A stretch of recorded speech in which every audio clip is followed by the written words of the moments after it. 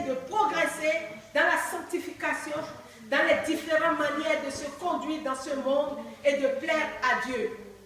Paul dit que ces chrétiens lui procurent une grande joie, ils ont gardé la foi, ils sont les élus de Dieu, mais il dit qu'il faut encore progresser dans la sanctification, c'est extraordinaire. Amen. Il faut un progrès. C'est parce que c'est extraordinaire. Il ne faut pas rester, il faut toujours progresser de jour en jour. Parce que Dieu dit qu'il nous aime. Et Dieu veut notre progrès. Pourquoi Paul parle de sanctification?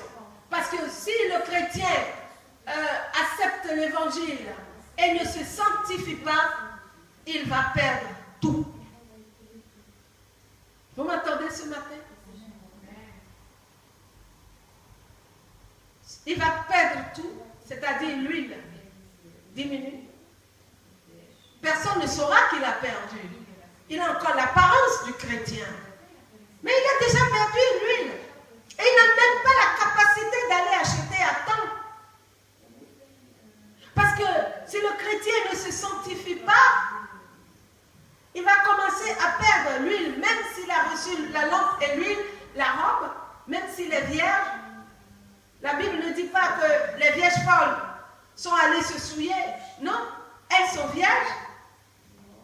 Elles ont la lampe, elles ont la robe. Mais elles n'ont pas progressé dans la sanctification. Et leur huile commence à baisser. À baisser.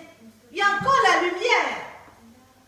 Mais l'huile qui reste ne permet pas de rentrer dans le royaume des cieux. Et ça fait pleurer. Et c'est pour ça que l'Église doit se lever pour dire la vérité à ceux qui ont reçu Jésus-Christ, afin qu'ils ne soient pas surpris au moment où les cloches vont sonner. Seigneur, Seigneur, ouvre-nous. Et Jésus va dire, je ne vous connais pas, parce qu'il n'y a pas eu de progrès dans la sanctification, il n'y a pas eu de relation, il y a eu un relâchement, ils ont dormi, et voilà, ils ont abandonné le Seigneur, et le Seigneur a dit, non, je ne vous connais pas. Pourquoi? Parce que Paul dit ici, je vous supplie, je vous en conjure, je vous supplie, je vous en conjure, je vous supplie, je vous en conjure. Paul ne fait que dire ça. Et c'est vrai, quand on lit la Bible, on voit que Dieu nous supplie. Quand on lit la Bible, on voit que Dieu, il nous supplie et supplie, il nous en conjure, il nous prie. Et on voit que Dieu a tout fait. Il a donné Jésus.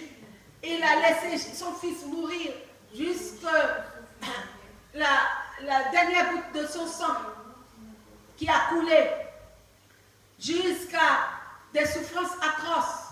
Il a envoyé la puissance d'en haut, le Saint-Esprit. Il a tout donné. Mais il lui-même a parlé du haut du ciel. Celui-ci est mon fils bien-aimé. Dieu a tout fait pour que nous soyons à lui. Il a tout essayé. Mais si on manque d'huile, il ne peut rien faire. C'est nous. La balle est dans notre camp. Et nous devons nous lever, vider la poubelle, que dans l'église, il y ait la sanctification. Parce que sinon, la colère va quand même atteindre ceux qui ne veulent pas se sanctifier, ceux qui veulent rester comme ils sont. Ils ne veulent pas changer leur manière de parler, leur manière de traiter les gens, leur manière de penser, le désir, les passions sont encore dans leur corps. Voyez, ils sont là, des vierges folles. L'huile commence à diminuer. Paul dit ici que l'impudicité, pourquoi se sanctifier? Pourquoi faire des progrès dans la sanctification? Il énumère à nouveau dans Thessaloniciens 4 qu'il faut éviter l'impudicité. Et il explique que les paniers qui sont dans les ténèbres sont possédés des démons sexuels et passionnels. Ils ont la convoitise passionnée pour le sexe. Et si les chrétiens qui ont la foi ferme ne font pas attention, c'est dans l'église que les gens vont les faire chuter sexuellement. Pourquoi? Parce que ils n'ont pas voulu la sanctification. Mais c'est celui qui veut la sanctification. Les désirs passionnels sont crucifiés à la croix. Dès qu'il voit que son cœur s'enfle, son cœur commence à être attiré par quelqu'un en dehors du mariage, il doit prier pour crucifier ça pour la gloire de Dieu. Dieu est content quand on met à mort ces démons. Amen. Ces diables qui viennent tenter le corps de Christ. Les démons et leur chef, le diable, aiment que les êtres humains se souillent ainsi afin qu'ils soient rejetés loin de la face de Dieu. Paul est en train de dire ça, Thessaloniciens 1, 4, 3. Nous pouvons le souligner. 1 Thessaloniciens 4, 3. Ce que Dieu veut, c'est votre sanctification. Et nous connaissons ainsi la volonté de Dieu. 1 Thessaloniciens 4, 3. Ce que Dieu veut, c'est votre sanctification. Les chrétiens connaissent ainsi la volonté de Dieu. L'impudicité ne doit pas tenir en esclavage le corps du vrai chrétien. Le corps du vrai chrétien a été libéré à la croix par son Seigneur Jésus. Le corps du chrétien est gardé dans la sainteté. Et Paul dit que le corps du chrétien est gardé dans la sainteté et l'honnêteté. Les deux, sainteté et honnêteté. Ça veut dire que si mon corps est gardé dans la sainteté et l'honnêteté, si mes pensées sont amoureux de quelqu'un que Dieu ne veut pas, ça veut dire que le diable siège dans mes pensées. Je dois crucifier les pensées à la croix parce que Jésus est mort pour que j'ai cette puissance pour crucifier les pensées mauvaises à la croix du Calvaire. Nous avons la possibilité, amen. Paul ne cache rien à l'église. Nous avons la possibilité de crucifier les pensées mauvaises à la croix. Nous avons la possibilité de garder notre corps dans la sainteté et l'honnêteté. Amen. C'est extraordinaire ce que Paul écrit.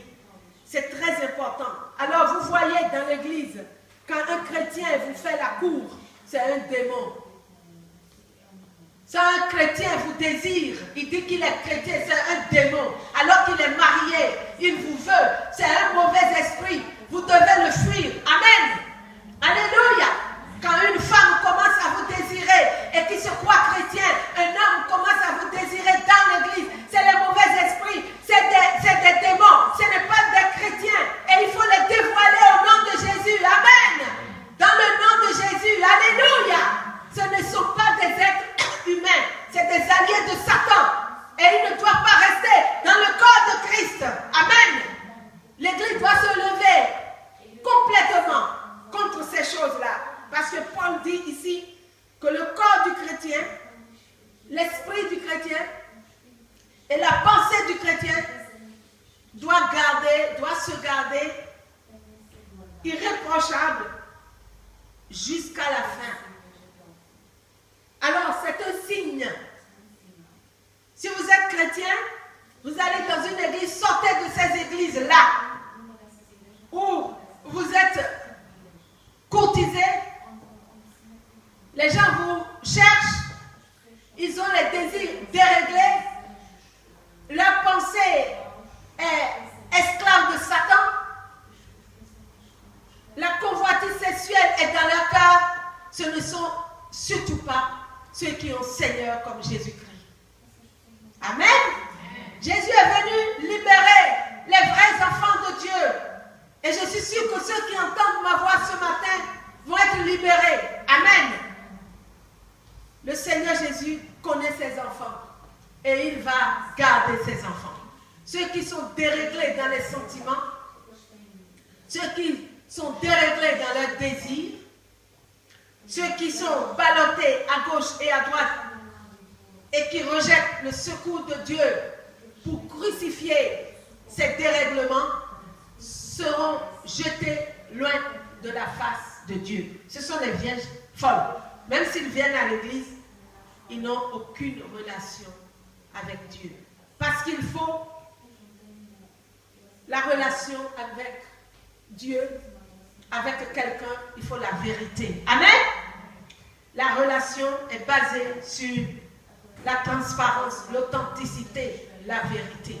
Est-ce que nos sentiments sont intacts dans le Seigneur? Nos pensées sont intactes dans le Seigneur? Amen. Parce que les relations sexuelles, les amours en dehors du mariage viennent de l'enfer.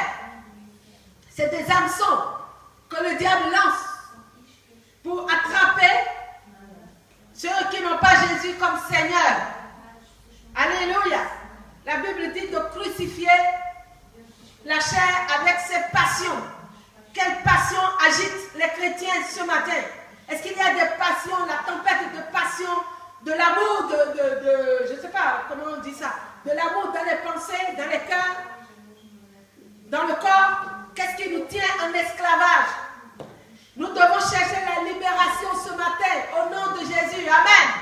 Si nous ne sommes pas libérés, nous sommes en danger. Si nous ne sommes pas délivrés par le sang de Jésus, nous sommes en danger.